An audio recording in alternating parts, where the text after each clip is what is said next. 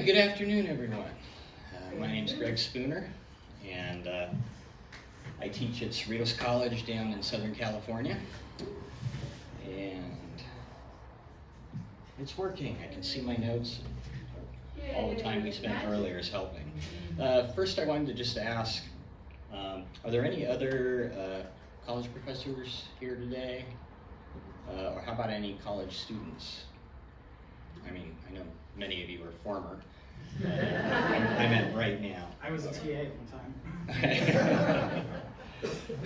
Just because I'm going to bring up some stuff about education today, and I wondered if any of you had some of the same experiences. But anyway, though, this is a quote from Carl Sagan's A Demon-Haunted World, which I'm sure most of you have read, and if any of you haven't, buy it today. You know, it's just one of the best. But we live in a world which there's a lot of things going on that are affected by science, and yet the knowledge of both a large swath of the public and politicians is not up to par to deal with it properly, and it's a recipe for disaster. So I'm preaching to the choir here, but just thought I would start with that one. Oh, by the way, if you pull out your phone and go to the USDA site, as of this morning, this will be right at the top of the page. Due to the radical left Democrat shutdown, we can actually stop there, right? Same with the Park Service and everything. Yeah, so, oh wow, it's on top of everything. Okay, so, yeah, it's all the left that did that controls how many branches of government? But his approval, although disapproval is higher, this was also from this morning, this screenshot. We did actually get one little, way back in May, you can see a little white spot. And there was actually a gap, even in the margin of error, where there was more than 10%, bigger than 10% gap.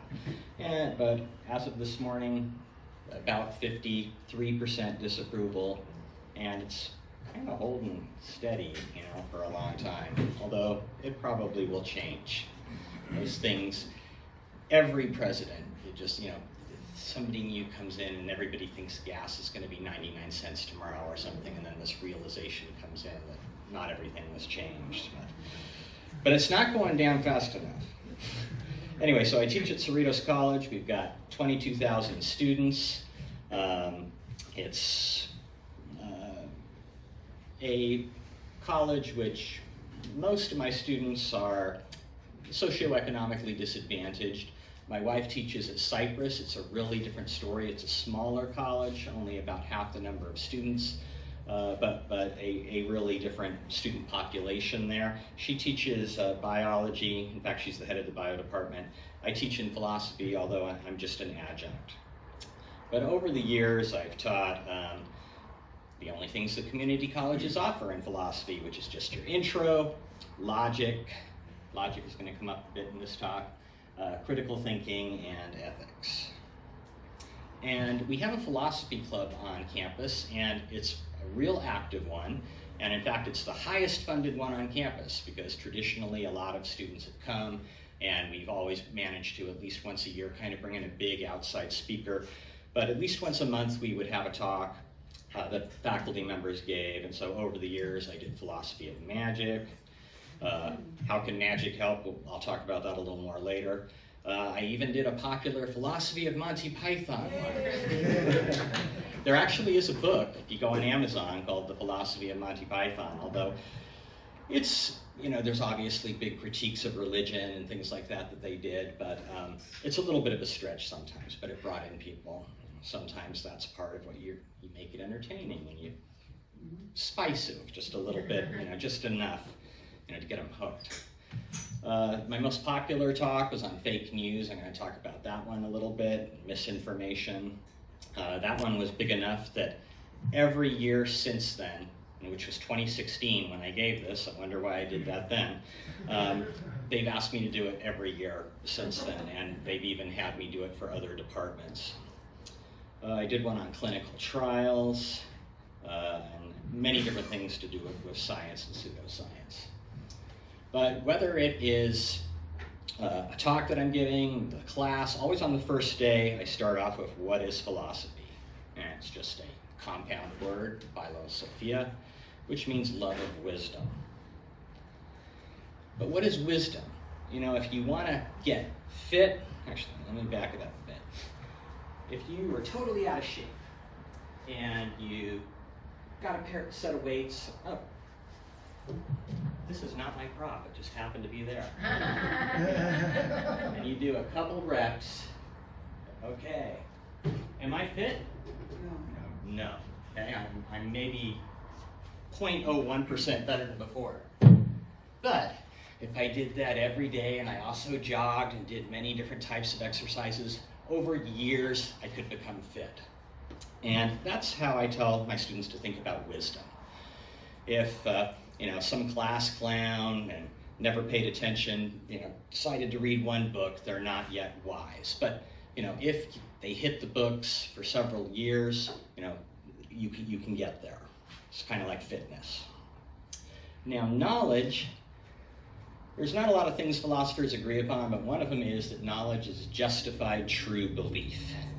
If we had, in fact, on the next part of the slide, we had the old Venn diagrams. All those things have to be true for us to say that you know something. And so if we take all that together, we can think that what is philosophy? If you love wisdom, that means you love to constantly, because that's the habit part, like fitness, you love to constantly test your beliefs to make sure they are true, which is really kind of what science is, right? And the very first philosopher, Thales, is also, if you look it up on Wikipedia, considered the first scientist. So there's a lot of overlap. There's a lot of parts that aren't overlap, but there is parts that overlap between philosophy and science. Really briefly, there's three branches. Metaphysics asks what is real. Epistemology, which is my favorite part, and I think a part that will be near and dear to most of you, is how do we know? How do we know whether that's true? What's our confidence interval on it? And ethics, what's morally good? And I try to tie all of those things together in any talk I do. So again, philosophy is loving to constantly test your beliefs. So how does magic play a role in this? Well, when I did the magic talk, I bring up our hero, right? James Randi. And I would show portions of the movie to the class, often of him debunking various charlatans that are out there. There's also a really good Nova. Has anyone seen the Nova Secrets of the Psychics? Oh yeah, many times. Yeah, way back from 1980. Sadly, if you're a PBS subscriber and you get all the extra Nova episodes, it's old enough that it's not in that. Oh. And It's still online. You can find it. Yeah, you can find it illegally uploaded on YouTube. I wanted to show it to my students, and what I had to do was buy an old VHS. But then, because you can't buy a DVD, the school's media department converted it to DVD for me, and then allowed me to put it on the school's cloud so that now I can click and show it to them. But I talk about the amazing meetings, which was kind of the beginning of SciCon. I was really happy to have met him a couple times in my life. So what is it about magic that overlaps with critical thinking? Well, it's where empiricism, how we, all our senses bring knowledge into our head, and rationalism, which is the part of our brain that does mathematics, disagree. In fact, I say 99% of magic is fucked up math, right? You got an empty hat, and you pull out a rabbit. Well, 0 is equal to 1. And the part of your brain that does math says, that cannot be true. But your eyes are saying, that is true, right? So fucked up math. That's what magicians do.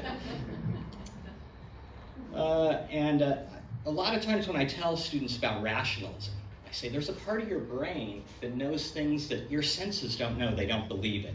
But then I say, actually, you're a closet rationalist. And I usually do the old ball and vase trick or something like that. And they don't believe their eyes. They know that something's going on. And, that's a kind of proof that we do use our brain. Incidentally, there's been some very interesting experiments on babies and animals that show that we're born being able to count to just up to about 4 or 5. And Google them if you want. But you can't prove it with a capital P, but there's a great deal of evidence that this kind of really, 1 + 1 is 2, all the way up to about 5, those operations are innate in us. Let me just speed past that because we're not doing this. Now, rationalism itself, though, has its own illusions. And how many here are familiar with the Monty Hall problem? I thought quite a few of you would be. But the first time you heard about it, the very first time, I bet you thought, well, there was a 1/3 chance of winning, they've shown 1, now it's 50-50. This almost sounds like a proof from geometry, doesn't it? It almost just sounds like it has to be 50% now. It has to be 50-50. And of course you can go, look up the proof on your own time, but it isn't. If you switch, it's a 2/3 chance. That little chart kind of shows you basically your chances of picking it correct the first time are 1/3. We all agree on that. Yeah. If one of the other doors is revealed and you switch, then there's a 2/3 chance. There's only 3 things that can happen. If you go through that chart, you'll see that switching actually will get you a win 66.6% of the time. It's totally unintuitive. I like to call it like a mathematical optical illusion. It just, if you didn't get out a ruler and measure those 2 lines, you'd swear one was longer than the other, and it's without going through this, you'd swear it wasn't true, but after you do, you can't see it any other way. And there's other kind of rational illusions too, like the old 0.9 with a bar over it. Well, it's 9/10, it's 99/100, it's 999 thousandths. It's never going to touch, right? But it's equal to 1. There's a bunch of mathematical proofs that can show it to you, but it just seems like it can't be true, but it's true. No mathematician disagrees with that. 0.99 with a bar over it is 1. They're simple proofs, and Algebra 1 that will show you that's true. Going back to magic, I talked about Peter Popoff, Uri Geller, all that. But I'm going to go to the second talk, the one about misinformation now. Do just a couple little highlights from it, and then I'm going to get into college today. And so we go over a lot of the common biases that cause people to believe, social media was touched on earlier today in some of our talks as well. Then what I do is I try to give tools to the students to help them stop making those errors. And one of them is, I don't know how many of you have seen the Ad Fontes Medius bias chart? It's a great resource for students and adults as well. But it kind of shows the political bias of different sites. So you've got ones on the left here, and you've got ones on the right here. And then on the vertical axis, it's how likely it is to be true, or how likely it is to be far away. So, people up there, organizations up there like AP and PBS, are doing good quality work. And then you've got things like InfoWars down here. And I heard that The Onion, bought that site, but then I went to InfoWars to see what they were doing with it, and he still has access to it. Apparently that got reversed by a judge. Yeah. Hopefully it gets reversed again, whatever. But there are ones on the left as well, Wonket, Jezebel, etc. Although one side goes down further than the other. Another great resource is Crash Course, the Green Brothers. We love those guys, right? They have a digital information set of videos now, which, in my critical thinking class, I have all my students go through. But at the end of this talk, I go through what are things you can do, students out there, to stop fake news. And I have, 8 or 10 things for them to do. 9. But if you look at them, one is don't like and share until you're sure. Are there other sites? Well, that means you have to go and you have to look at AP or PBS or the New York Times, etc. You can go to, of course, our wonderful friends at Snopes or PolitiFact, but you have to do that. You can check the URL. There's a lot of mimics out there. It's not New York Times, it's New York Times with a Y or something like that. Check the sources if it's some kind of blog. But all of these things, what is the pattern of these solutions that I'm giving to my students? You. Exactly. You. You. The system is a fire hose of misinformation. Okay? That's what social media is giving us. And it's on you to go out there and vet and check every single meme from every single friend. Okay? So, what's the future of fake news? On science, we use induction a lot, right? We look at similar things that have happened in the past or that happen now. One analogy that both Ad Fontes Media and I have made is like, let's think of a current unhealthy trend in health, obesity. For a century, we've kind of known the cause and solution to the problem. It's basically, there are exceptions, there are certain medical conditions and things like that. But for most of us, it's calories in and out.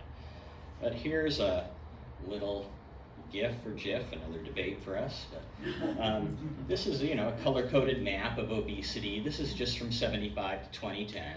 But, if it's white, that means that there's very low rates of obesity, and the dark purple means over 30% of the population is. And as you can see, with every year, it just gets darker and darker in most of the world. And some of the parts of the world, they have the opposite problem, areas where there's great famine. They wish they had that problem. But those are some of the few places that stay in the low range. There's only one country that keeps it under 2%. If we go through it a second time, which I'm not gonna, I'll just tell you it's Japan. And there's the rates. We can look at the bar graph. It just goes up and up. So it didn't go down. It didn't go down anywhere. Japan managed to keep a very low rate, but it even did go up there. It just went up by 1% or something like that. So everywhere that food was cheaper and easier to get saw obesity go up. The systems in those countries increase obesity. What's part of those? Well, the food is cheaper. Right? That's a good thing, especially in places where people don't have food or where there's a lot of people that can't afford it. But it's also more processed and less healthy. We have a more sedentary lifestyle. There's a lot less walking and biking. Our work, we're sitting there for hours and hours till our butt hurts and we have to get up. That's the pain we deal with, not a sore back from all the lifting we did, but a sore butt from all the sitting we do. Even more sedentary hobbies. I have to be on my kids for this one so much. Just my kid, he's been sitting at school all day. He comes home and he just wants to sit at the computer all day. And then some people are just doom scrolling till 3, 4 in the morning and not getting good sleep, And all these things are different bits of the puzzle that are increasing this problem. That is a big problem. The number one thing, if you ask, 4 out of 5 doctors would say quit smoking. But the next thing is if you are obese, it has all kinds of problems to do with blood sugar, heart health, etc. Now, our news systems are basically a system which is encouraging us in every way to eat badly, to have a not healthy lifestyle. Most of the quality sites on that chart, many of them are paywalled. My college students, they can't have a New York Times subscription, and a Washington Post subscription, or a lot of them can't. A lot of them, it's a miracle that they made it to my classroom. But you can get it free through the library. Yes, very true. Reminder.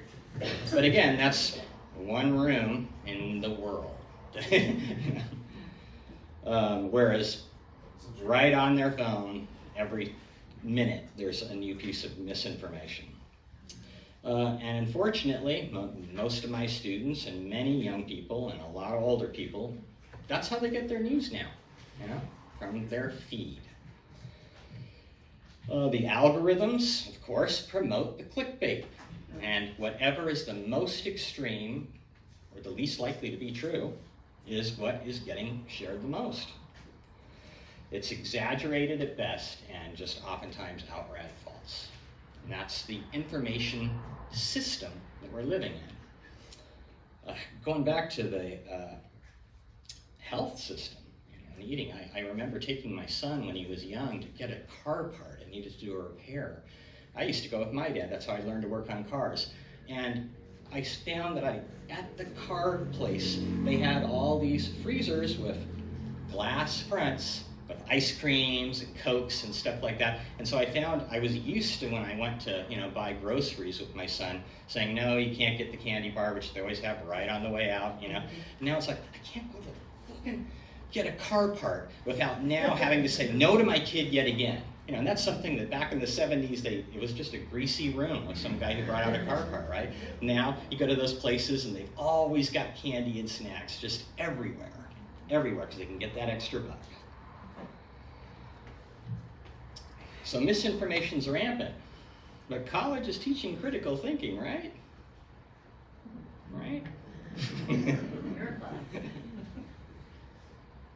Well, hell is paved with good intentions. The road to hell is paved with good intentions. There's a quote made by several people, but it was St. Bernard was the first person to say that. So you can always just imagine a dog saying it. Remember who that quote is from. So there was a problem, and the big problem was, some of you might remember this from your college days. If you were at a city college and you wanted to transfer, you better make up your mind on day one whether you're going to a UC or a Cal State, because you had to take different sets of general ed. The UCs wanted this set, the Cal States wanted this other set. So the state forced the colleges to get together, and they now have a new name. It's called Cal Getsy, and this is the set of classes you have to take to get your general education done. I was very happy when I heard they were going to do that. I was happy right until the day that I found out that they took logic out. Oh. They decided There's no logic in that. Yeah, you used to be able to take the Logic 101 or 100 depending upon the class you were at, the school you were at, and it is no longer part of it. So as far as the old Venn diagrams and the truth tables and also flow charts, I know that they do flow charts in some other classes, but a lot of students used to be exposed to that. And I know when I took Logic 100, I was a poli-sci major, but it had such a big impact on me, that's why I changed my major when I went to grad school. But now, and there's 3 big problems in education now, and this is the smallest one. Okay? So we don't have logic anymore. The new problem that we're dealing with, the second one, which I think is the biggest one, is online classes. Now, pre-pandemic, I would say at Cerritos and Cypress, where my wife works, it was under 5% of our classes were offered online. They had a few that were out there. Of course, everything had to go online. But now, in the humanities and many of the social sciences, for the lower level classes, we're seeing way over 50% of them offered online now. So it's a big change. And again, good intentions. Oh, well, now people don't have to drive. Less global warming, right? We're trying to cut down on emissions. It's kind of good in a way. But there's some problems when you switch from the traditional way to online. What are some problems you can think of? Socialization. Yeah, it's true. Actually, not having students talking to each other, mental health is worse now. They call it an epidemic. My own older son, who went through high school during the pandemic, he's had to start seeing a therapist and things like that. He's doing okay, but maybe not as good as he would have been. What else, though? Procrastination. For sure. They often will just, think, oh, you're at home. And it's so easy to just get, let's just watch this episode of Friends or whatever. And, putting things off and drop. The success rate used to be a lot lower in online classes for that reason. But it's gone up. Any other problems? Accountability of their learning. Very good. I know you're a teacher as well. It's how can you be sure they're not cheating is a big, big, big part of this. Especially now that there's ChatGTP. It used to be way back when it first started, it was like, well, we can have them do an essay. And they could Google around and stuff, but they had to, compile for it was almost research in a way. If you were doing a long enough essay, they would have to be looking up so much stuff that something got in there. So cheating's the big problem. I remember when ChatGTP first came out, I asked it a couple questions, and it would give me B quality answers. And then I would do something really obscure that included a current event, like, what would John Stuart Mill and Immanuel Kant say about the recent bombing in Gaza? And because it hadn't even read much about the new bombing in Gaza, it would have nothing to say about it. But now I can do something on an event that happened yesterday, and it will produce A quality work. It's really gotten better. I can pick the most obscure philosophers and topics and stuff, and even there's a Greg, actually, years ago, do you remember the video Kissing Hank's Ass? Mm-hmm. Anyone here seen Kissing Hank's Ass? This video needs to be better known. So Google Kissing Hank's Ass. It's to do with atheism and this thinly veiled allegory. But I often did questions about that video. And it wasn't on the radar of ChatGTP either, but somehow it got on there, and now it does A+ quality work on that video. So there's no question I can think of that ChatGTP can't do. So I've come up with some ways around it, but it's not, I can't verify to the level I used to be able to. How do we know that cheating is going on and is rampant? Now here's data, and it's across the entire STEM program at Cypress College, which has a massive nursing program, and is actually, Cypress College is the biggest place in America to go if you want to be a mortician. And they have to go through all the anatomy courses and things like that as well.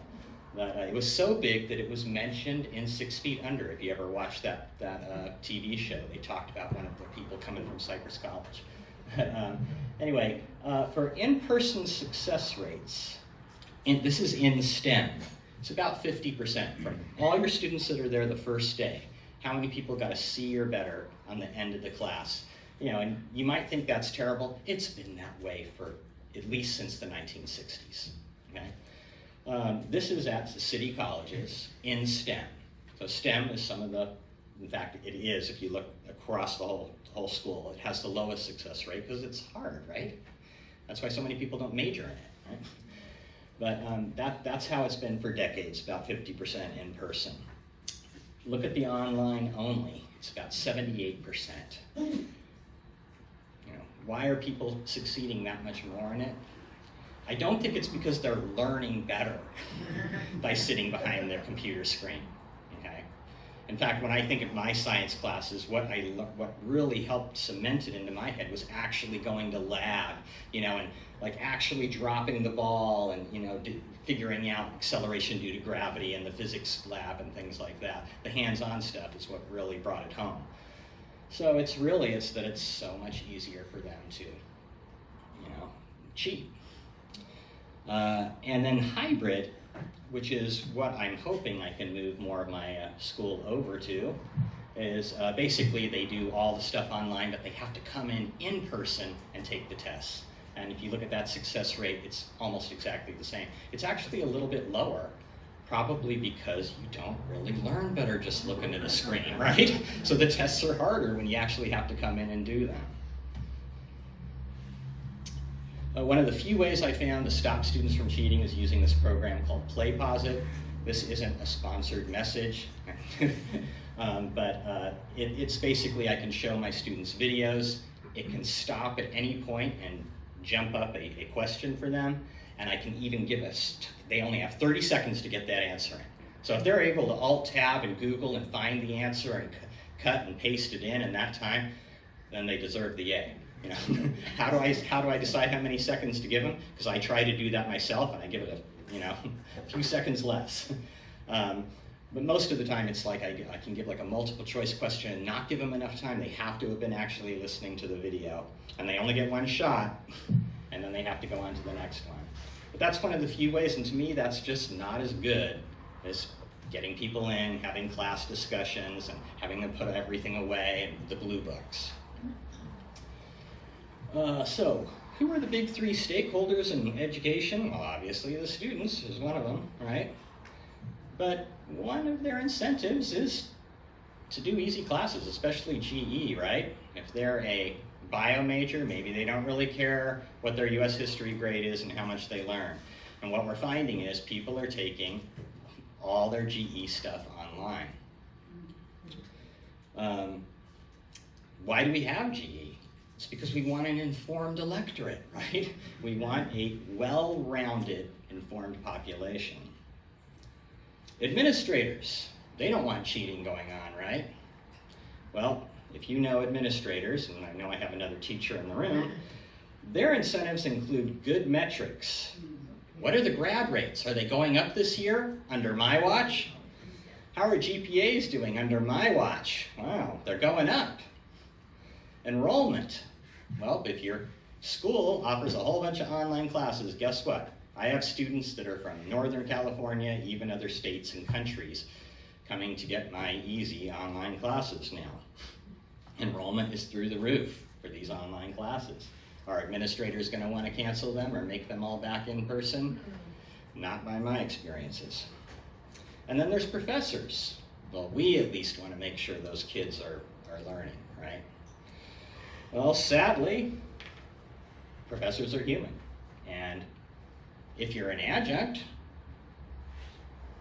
which I am, we make up about 50 to 73% of the faculty in community colleges right now.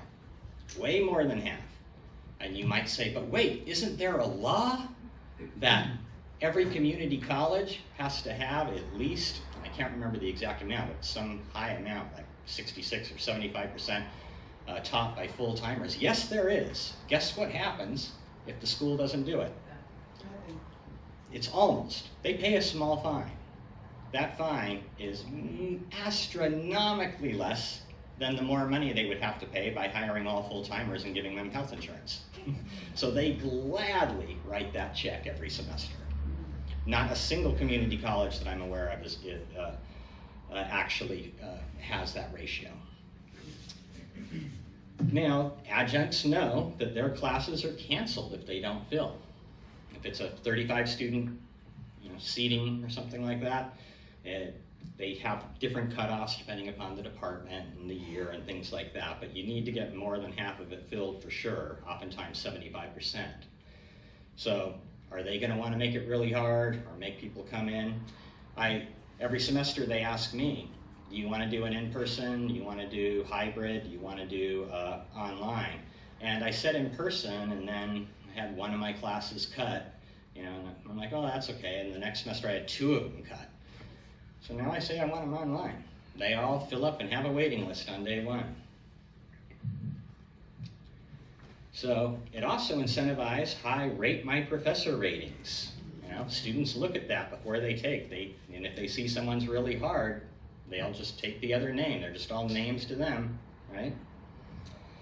It also, a new good intention that the state of California has is that there's a lot of people that don't have money to go to school. And they found out that there are some ZTC, zero textbook cost, texts available online. And they're not great. Some of them are all right. But when a student is signing up for classes and they see this class and it actually in the catalog says ZTC, that means they know they're not going to have to buy a book. So if you see one professor doing it ZTC and another, they're going to have to pay $120 for the textbook, which one are you going to take? Probably the free one, right? So now everyone in my department, everyone, except for the full-timers, uses ZTC. We had one holdout a couple semesters back. His classes didn't fill. He got no classes that semester. So I call it the race to the bottom. Yeah, with half-assed textbooks and this incentive to make it easy. What's more, online teaching has allowed many to teach loads that were impossible. Remember those summer classes where they tried to pack in 3 to 5 units, in a 6-week period? And so you would be there. If you took any summer classes back when you were in college, you might know you got there at 8 a.m. and you didn't leave till noon, 4 hours a day, 4 days a week, But we have teachers that are teaching at many different colleges doing 9 units at each one in the summer, which literally they would have been teaching 24 hours a day in the past, or more, 30 hours a day, to do that many units, and yet somehow they're able to do it. Well, of course, there's not commute times and things like that, but the fact is, a lot of them just have, read this article, take this multiple choice quiz that I don't ever change, in which one person did and shares the answers with the rest of the class, and everyone gets an A, and it's automatically graded. That happens. I don't do that. But, third problem, boy, you guys look real cheerful, is funding. So how do we decide how much money Cypress College gets versus Cerritos? Well, it used to be done by how many students actually went there that semester. There was 10,000 units taken that semester or whatever, and they gave so much per unit or something like that, which makes sense. A lot of people are going here, taking a lot of classes, that gets a lot of money. Only a few students here, not taking many, they should get less. And they still take that into consideration, but for some reason, instead of just per unit, which they used to do, they changed it to these categories of, like, if you have 0 to 5,000 students, you get this amount for enrollment. 5 to 10, you get this amount. So we now have found that if a school is just under, they want to do anything they can to get into that next one. And even the ones that are just above 10,000, they really want to make sure they keep it there. So all those concerns I already said for the administrators are really amplified by this weird punctuated thing that they did. I don't know why they decided to do that. And a bigger problem is they started funding mostly, more than half the funding comes on whether students complete an educational pathway. And that means, did they finish all their GE? It's kind of good, you might think, well, yeah, if somebody finished, their full 2 years there, got their AA, maybe the school should get a little more. But the problem is, when I went to school, I went to Long Beach State, but sometimes I couldn't get a class, so that summer I would go to a local city college and take just Bio 100, or something like that during the summer. Basically, the schools aren't paid for that anymore because the per unit money has almost vanished. It's down to like 10%. And that one class that student came in to take, it's not going to complete an educational pathway because they're just going to see that Greg Spooner came there, took him past one thing, and then was gone. And there was no completion of an AA there by Greg Spooner. So it ends up that we're not even funding that supplemental way that community college used to be used. And there's no incentive for them to serve those students. What's more, again, the path to hell is paved with good intentions. They decided to eliminate all prereq classes. It used to be when you went to Cypress or Cerritos, and if you wanted to take, say, calculus, they would give you a math test. And if you couldn't do fractions, they would say, hey, you can't take calculus. You need to take this, this, and this, and then we'll put you in calculus. But what they found was, and this is how sometimes, I want you to know that I am a dyed-in-the-wool left-wing radical, but there are some bad consequences of things that came out of the left. And one of the things they found was that historically underrepresented populations had to take more prereqs. When they broke things down racially, they found that, you know, these races had to take more prereqs than this race. And that was true. But it was also probably to do with problems of the schools where they lived, right? Or the socioeconomic status and all the other problems that those populations had. The fact was, when they came and maybe they wanted to take calculus, it would be a disservice to them to have them just walk right into that calculus class, is my strong opinion on the issue. Now they just walk right into that calculus class. We have tried to get around it by offering concurrent support classes, which basically means, hey, you can't do fractions and you're going into calculus, but we have this other 1-unit class you can go to for a few hours a week to get you up to speed. That's the only thing we're able to do. We can't make them take a prereq. And so they're doing that at the exact same time as starting calculus. You know, how are they going to do on those first few tests? Well, I happen to know that because my older son, you were the TA? Or, Yeah, I was a TA. okay, yeah. Well, my son is what's called an SI instructor, supplemental instruction, for calculus. And he had 35 students in the, well, the professor did. He kind of assists the professor. And there's 35 students in that, and 4 of them passed the first test. Wow. 4. So all this thing was done to save money and incentivize the schools to, you know, get people through faster and do a better job, and all that is a class where 31 out of 35 fails a good use of our money. And I think it would have been better that we spent a little more time on the other end bringing them up to speed. So science is all about inductive reasoning. And one of the underpinnings of that is that the future will resemble the past. Sadly, at least in the short term, these problems will likely worsen unless we take steps to stop it. How is it that Japan managed to fight obesity? Well, believe it or not, regulations and taxes. You know, they keep talking about doing a soda tax here. But then they talk about that's engineering society or something like that. But that's one of the ways. Of course, there's a very big social aspect there as well, but they do have many of those things in place.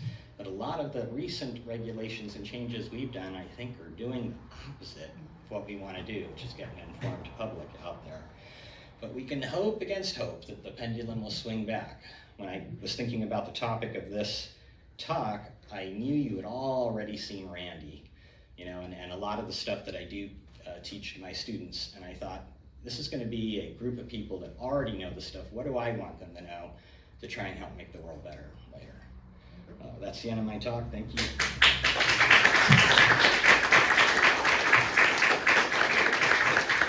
So, any questions before I leave?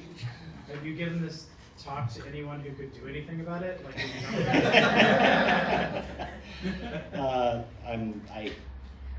this is the first time I've given the talk. I actually put this together over the last week. Probably should have. Thank you. But you all can vote, although you're all probably already voting the right way. So I'm just interested in a comment that you might make about this. When my son was in college and compared to when I was in college, he was taking mostly classes mostly in STEM realm.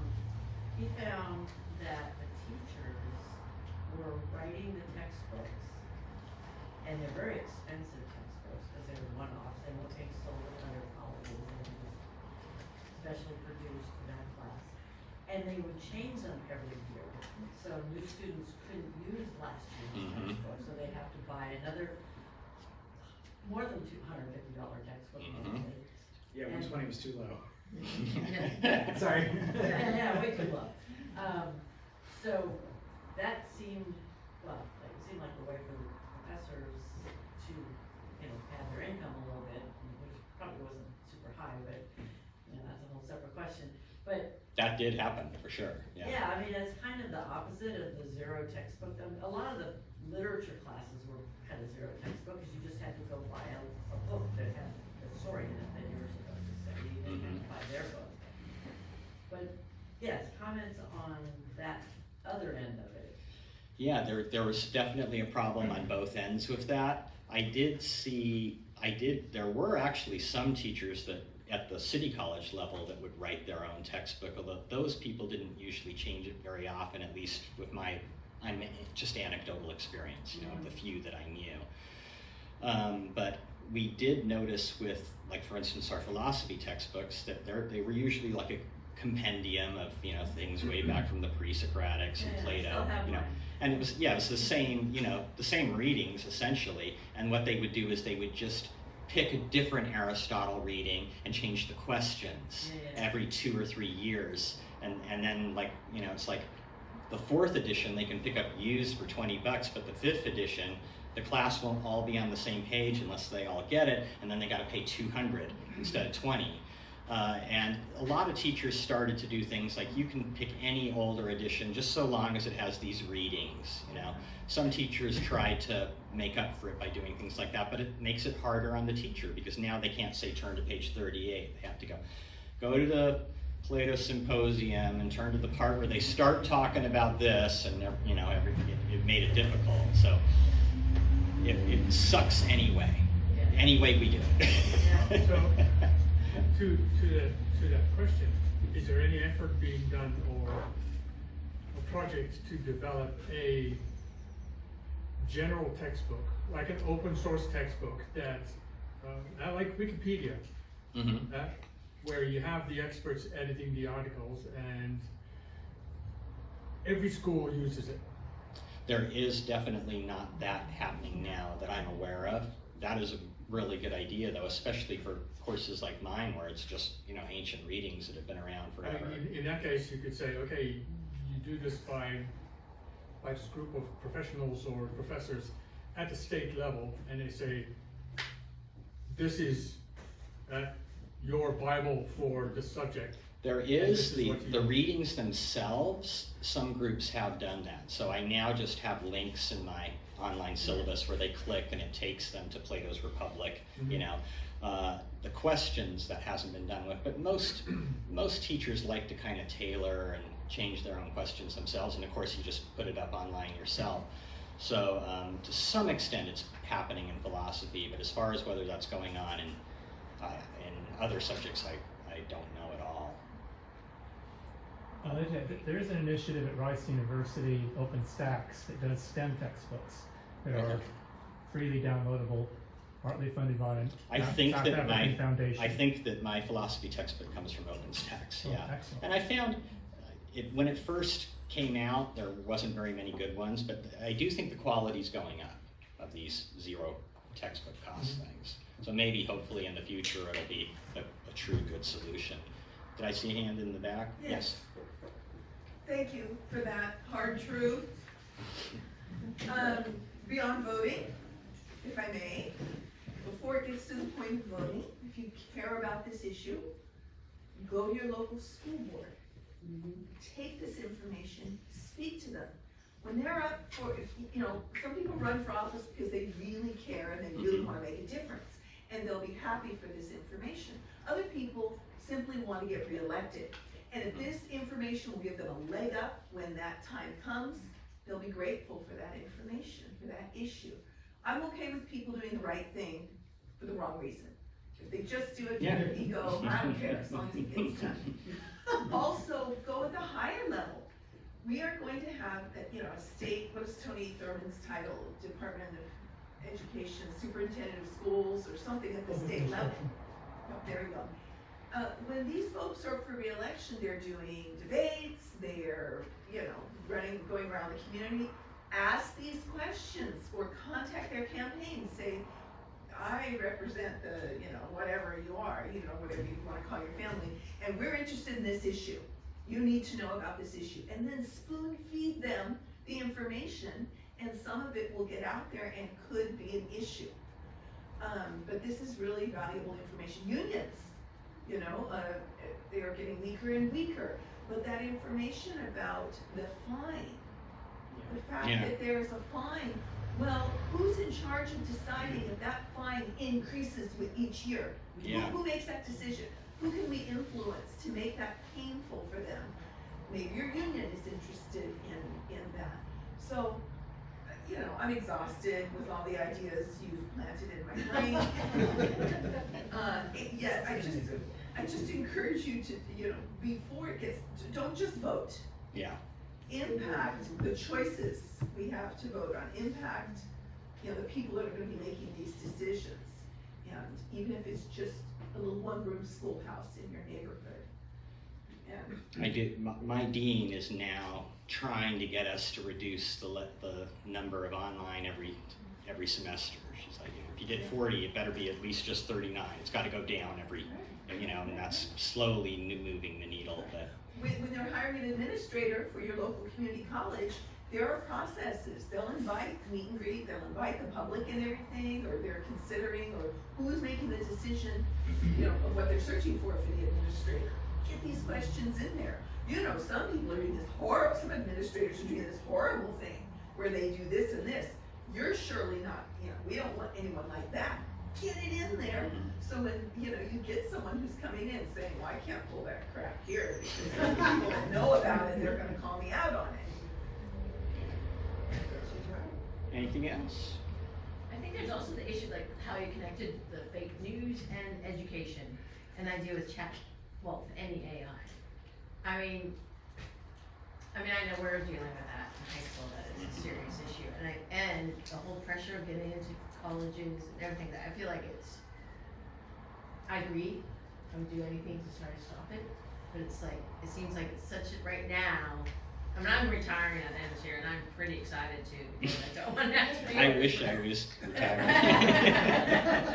don't have to deal with this problem, but I feel like when it comes to the education system, that you guys have this pressure, other colleges have this pressure. Mm-hmm. That pressure's trickled down in high school. Mm-hmm. That we have to inflate grades, so they get into colleges, blah, blah, blah, and it keeps going. Yeah, one of the problems is a lot of times we're, you know, as sure as you can be, 99 point whatever, that a student did AI to do it. And there are these online AI detectors, but they say like there's an 89% chance this, and of course, unless it says 100, administration isn't gonna back you up. They're gonna be like, give them the A. Yeah. But then, I mean, your weapon against that is come and explain your reasoning. Yeah, that's what we, Yeah. that's what we do. If it was in person, I could have them come to office hours and do that, but then of course I'm dealing with 100% online students. Sometimes you don't live in this state, you know, and maybe they could, you know, by the time any meeting did happen, if it could, but there's a whole other can of worms about when they sign up for an online thing, I can't, because it's not synchronous, which means they can do it on their own time, I can't ever demand that they at Wednesday at 9 o'clock meet me. When it's online, it has to be completely asynchronous, which means I can email them a question and then they'll just AI an answer to it. Oh yeah, I totally understand Thomas Hobbes, blah, blah, blah, you know. So yeah, I think we need to get people back in the classroom with a blue book or something like that. I see two more hands. What? I thought I was gonna have no questions. Okay. Question. Like when you were talking about kids who get into the calculus class, when they fail, what happens to them? They just either try it again, because we don't they literally said we can't offer any class that isn't part of a degree pathway. So no math class that doesn't transfer for some kind of STEM major cannot be offered by the college. So they're probably gonna fail, and if they took it again, they would probably fail again unless they studied on their own or went to some, you know, how you see like these tutoring centers around town. Probably they're gonna have to go to things like that to get the back knowledge, or go to Khan Academy and do it all on their own, which is, in my opinion, harder and puts yet more into their lap, and they're already struggling. Yeah, I just wonder when these kids when they graduate, they get a degree and they go out into the world, how does anybody know how they function out there? There's been feedback about that recently that's not good too, that I didn't even get into. Cheat their way through it. I'm not sure I totally understand what you're saying. Are you saying that if somebody wants to take calculus, but they wanna be prepared for it, that the classes aren't available? They are not available at the city colleges in California anymore as of like last semester. So like what? If you just wanted to take, Algebra? now, their algebra is not offered at all. Like trig might be, because it might be part of some other, like maybe to get a, I don't know, accounting degree, you have to take trig. If for some bachelor somewhere it requires it, we're allowed to offer it.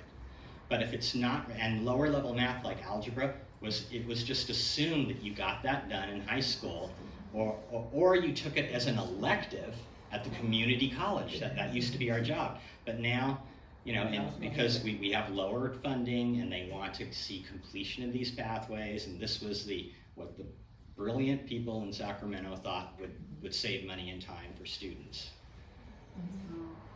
So personal experience TAing for genetics in 2011 through like 2013. The first genetics class I TA'd, so it's a STEM major thing. I think like a fifth of our class didn't know how to add, subtract, multiply, and divide simple fractions, like a quarter, Oh, yeah. a half, a third, Oh, things yeah. like that. I worked in adult school for years, and yeah, most people couldn't do fractions. So this was University of Missouri, this was the state university, and these were kids in the, like, on the biology path. Yeah. And so they should have had all this stuff, but like a fifth of them didn't know how to do it, and this was before AI, this was before distance learning, everything like that. They did decrease the standards to get in, but it was still like these kids made it through Bio 1500 and presumably their first semester. We ended up actually doing, it was very patronizing, but we did how to add, subtract, multiply, and divide fractions as the first recitation class in genetics, and things actually improved. Yeah. But the reason we did this was because all the students gave really bad reviews on Rate My Professor and on their like internal university things to these professors that were teaching this class, saying it was too hard and they wanted us to do fractions, but they didn't teach us how to do it. Oh, my. Yeah, it was. Look it up. Susan? I know that you tied in with Psychon and so on. I don't know if you know about the Little Phil. Oh, yes, yeah, Alliance, It's gonna yeah. be, for people who don't know, it's just a brand new thing. They're just finished their second year where they're trying to do like a little tiny, like a little conference that is for people who are teaching critical thinking classes, especially in the college level, so that you guys can share best practices with each other and commiserate and. I actually did meet with them at the SciCon a couple years And back. it's gonna be, this next one is in Fresno, so I just wanted to make sure Okay, you knew yeah. that, because Fresno is right around the corner from where I you think live. the heads go there. I Yeah, believe, that's where they are, Katie Dyer and Ray Hall, but I just wanna make sure you knew that. Thanks. Is that it? Yay, I get a good